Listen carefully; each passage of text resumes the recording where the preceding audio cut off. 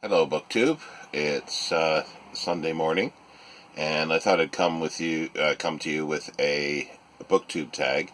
It's going back for an older one. I did a leap year tag last night. I was half asleep when I did it, so and also my breathing. I have asthma, and breathing wasn't so good last night, and I didn't realize that. I was sort of wheezing or huffing and puffing a little bit during the video. But but this one goes back. I remember seeing it last year. Remember Mark Richardson doing it at Richardson Reads, Steve Donahue. I've tracked it down. It's called the Boujee Booktuber book tag, and I believe, according to this, it was a Book Olive originated it. And there are 10 questions with a bonus 11th question. So let's get to it. Question 1. What is your average monthly budget for books? I don't have any specific budget. However, I probably, I would say if there was one, it would be about £100 or just give or take. But it depends on the month. If I've done some overtime, a couple days of overtime, then I've got an extra £100 or so that I can do that to spend if I want to on books. And what is the most you've ever spent in a bookstore? I think it was around £650 in one go one time. And that was when I did a lot of overtime. And that was for a couple sets of books by... it was Charles Booth, he was a ship owner. He lived from 1840 to 1916, but he was also sort of a social researcher that he sent people all around London in 1890s, and they interviewed the poor and the workers, and it's called London Labor and Poor and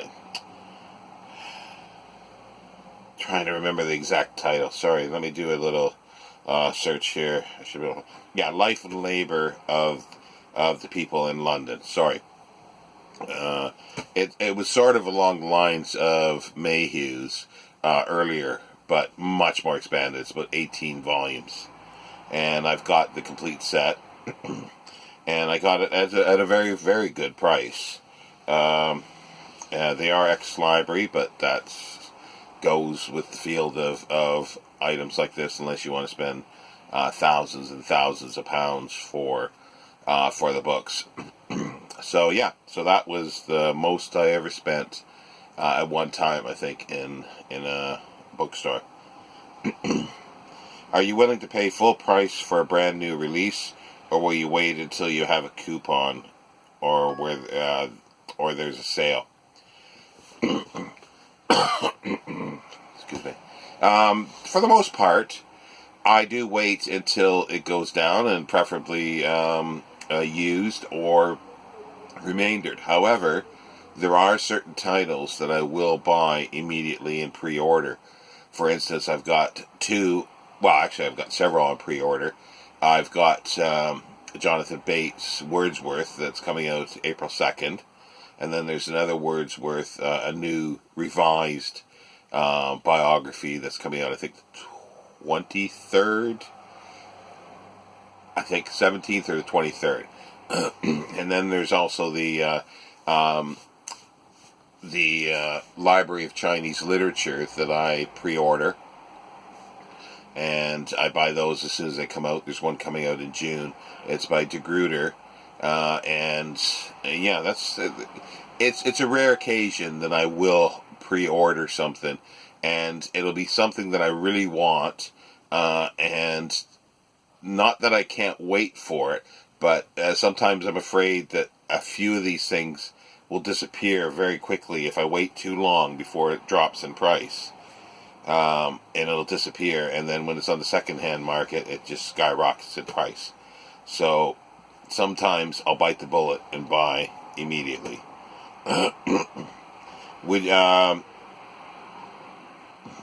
That was number 3. Number 4, would you rather buy one new book or several less expensive used books?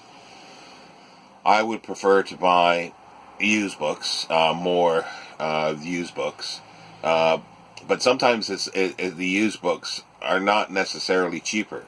They could be more expensive depending on the title that I want. However, if I am looking for a book, I always look for used copies first, being hopefully cheaper. But that is not always the case. What do you think is a reasonable price for a new hardback book? A paperback or an ebook?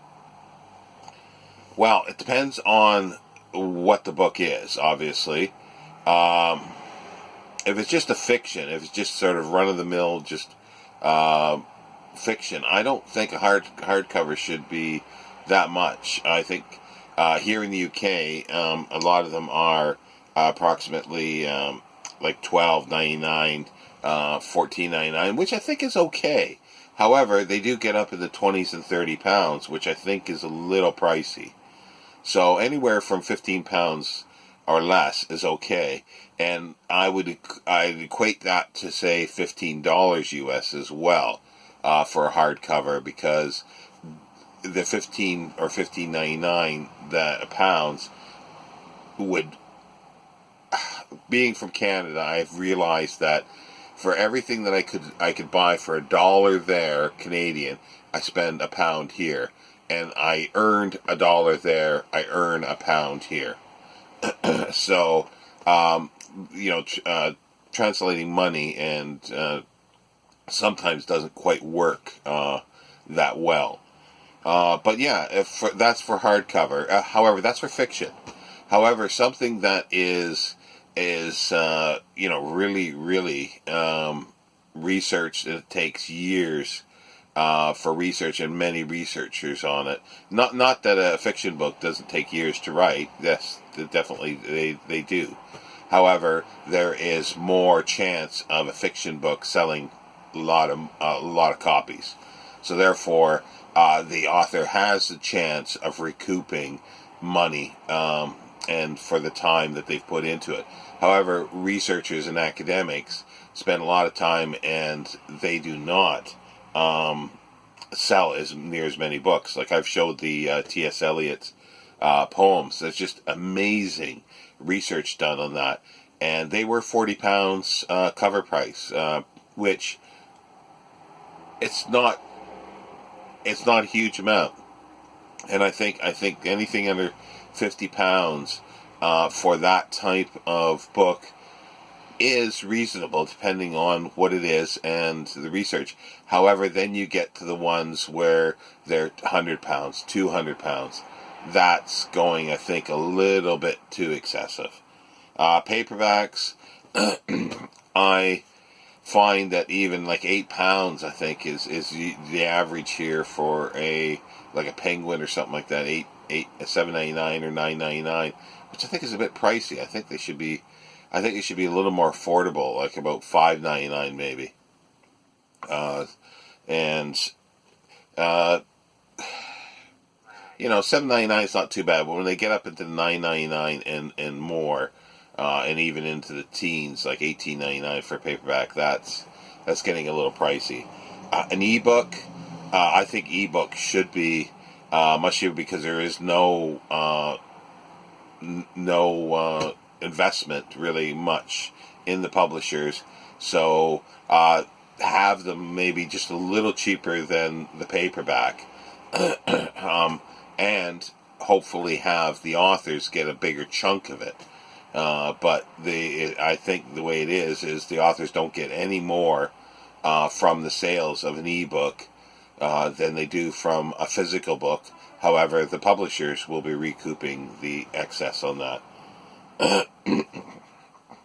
And 6, is a signed book worth more to you? How about a first edition? Yes, a signed book is, depending on what it is. If it's a favorite author, it's worth more to me, because, and especially if I can get the author to sign it for me. But if I'm buying signed books of authors, then yeah, I would pay more. for that. And first edition, yes, but it's all dependent on the authors, and there's only a few. So most of the time, I don't really care about the first editions. Even if I got the choice, to buy a first edition or a later printing, and the first edition is only a few pounds more, yes, I'll buy the first edition. And it's the same thing with the sign, even nonfiction. If I've got it's £10, say, for the normal edition, just a regular one, not signed, and it's £12 or something like that for the signed edition, because sometimes it's not worth that much more for in the nonfiction area. I used to sell books. I had a bookshop, and I sold academic and scholarly books in the humanities, basically. I went to a lot of archaeology, Egyptology, history symposiums and conferences. And yeah, I would if I had a lot of books by an author, or a number, either new ones or remaindered ones, and the author was there, I'd get them to sign them, and mainly for the fact that I wasn't charging anything more for the signed copies, but under the idea is, if you're going to spend $10 for a book, you might spend $10 for the signed one, so it would give me a little bit of an edge, I thought, selling, and I think it worked, because I would do that too. I got $10. Oh, signed one, not signed. Oh, I'll take the signed one, and that's how I sort of I did it. But first editions, yeah, they're dicey with me. I no longer collect too much in the way of first editions. I used to have collections like Clifford Simak is one of my favorite science fiction authors. So I was collecting first editions of his books, and a few other authors as well, science fiction authors. I was collecting first editions, but definitely when I was book scouting and selling books, I'd always be on the lookout for first editions in order to sell them. Number 7. What is your most valuable book, sentimental or actual value? The most valuable book, I think I'd already mentioned, is the Charles Booth set. That's most valuable, I think, books or set that I have. Sentimental wise is a bit difficult, but it goes. I didn't pull it down. I have shown a picture of it on Instagram. Is a biography of David Livingstone. And I bought that sometime in the early 80s in Canada, and it was the only book that I had left with me, or that I brought with. I brought a few books with me to the UK, and it's the only one I have left. And I was able to meet the author in Oxford Literary Festival and get him to sign it. So that has a sentimental value to me, because I sort of looked it around the world a bit. And a few others, I suppose. The Kevin Brownlow that I've shown, those sort of, because I have, they're signed too, and there's a sentimental attachment to those as well. Will you pay more for a cover or edition you like better? Yes, I will, because I prefer hardcovers, so I will pay more for a hardcover. And if it depends on the edition, because sometimes one edition, like whether it be a UK edition or American edition, one edition sometimes is made better than the other. Better paper. Depends on the UK edition. Sometimes the paper's yellow very, very quickly, so I will opt for the American edition, just because it's better paper-wise. But even with the jackets, like there's some jackets that I like better than the others, and it depends on how much the difference is. But yes, I will look at those aspects. Number 9, what physical characteristics does a good quality book have?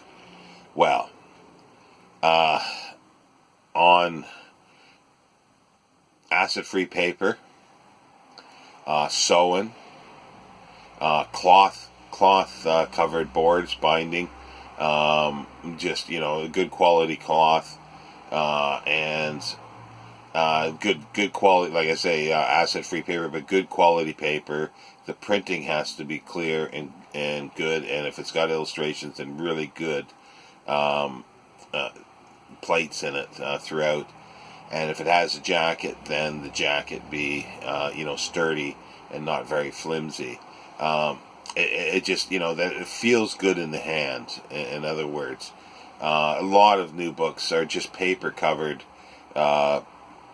boards, and they're essentially a paperback, just with a hardcover case around them, which is sad at times, because they're not sewn anymore, a lot of them. They're just perfect binding, and they will split and open up the same way as a paperback. However, they are still at this point more durable than a paperback. So I prefer to have those. It's not that I'm rough on the books. I just think a hardcover looks better on the shelf and is more lasting than a paperback. Number 10, if you won the lottery, what bookish things would you do with the money? Well, quit my job, very first thing. Like, just, gone. I would go and thinking that I have lots of money here, I would go and buy either a big house somewhere or more likely a warehouse type building, refurbish that for a library, a massive style library and other items. And then I would go around the world, probably about 5-6 years, off and on, just buying books, records, anything that I wanted, ship it all back to my location. I'm in my mid-50s now, and I'd probably spend up to about being 60 doing this, and then come back, unpack, shelve everything, and just spend the rest of my life going through those books, reading, doing some writing, maybe a few more trips here or there. And even if I didn't even get a fraction of the reading done of those, I would find that an enjoyable way to spend my life. Much more than working for somebody else, and then, hopefully building up a specific library on certain topics, like being very, very thorough and building a very complete library of certain subjects. And those subjects would be, I would love to have a good travel exploration library. Africa, South Africa, history, African history, British history, sort of social history from about the Civil War, mid-1600s to First World War, social and historical, and social history, just be very, very comprehensive. And just the other ones, and periodicals, every periodical I could think of from the 19th century and before, if I could, essay collections, film, a huge film library, silent film and classic film, and archaeology and ancient history.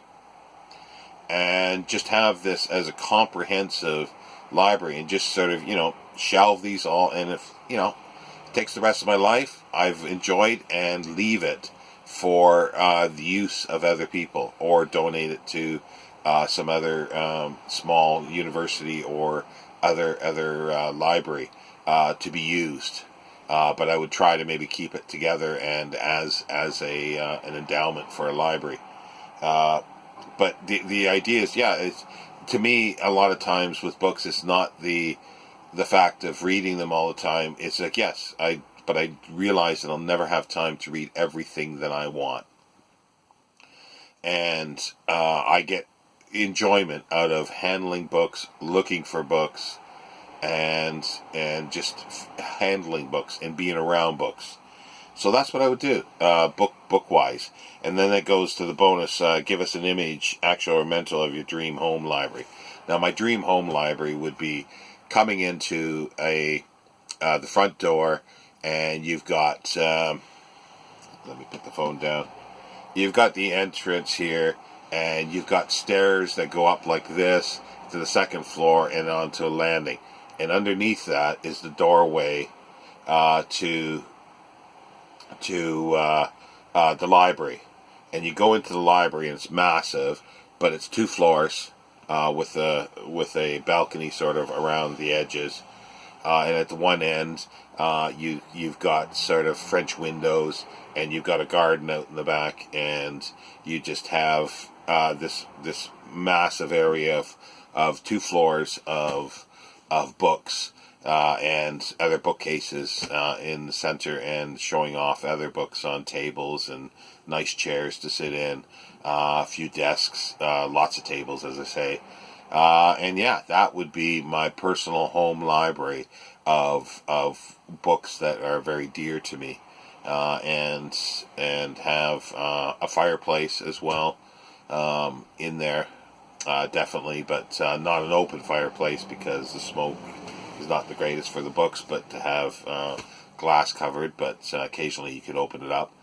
But yeah, that would be my ideal home library. And then, but my other idea of the library, as I said, I would be a massive warehouse type, and we're talking, I don't know numbers wise, but maybe hundreds of thousands of books, and that's given unlimited funds to do something like that with, and that's dreaming, and that's fantasy, and that's what this is about. But anyway, that's my Boujee Booktuber book tag for Sunday. And I might be back later. I haven't really thought of anything else for today. I have a few things to do and see how the day takes me. Anyway, have a good reading Sunday, Booktube.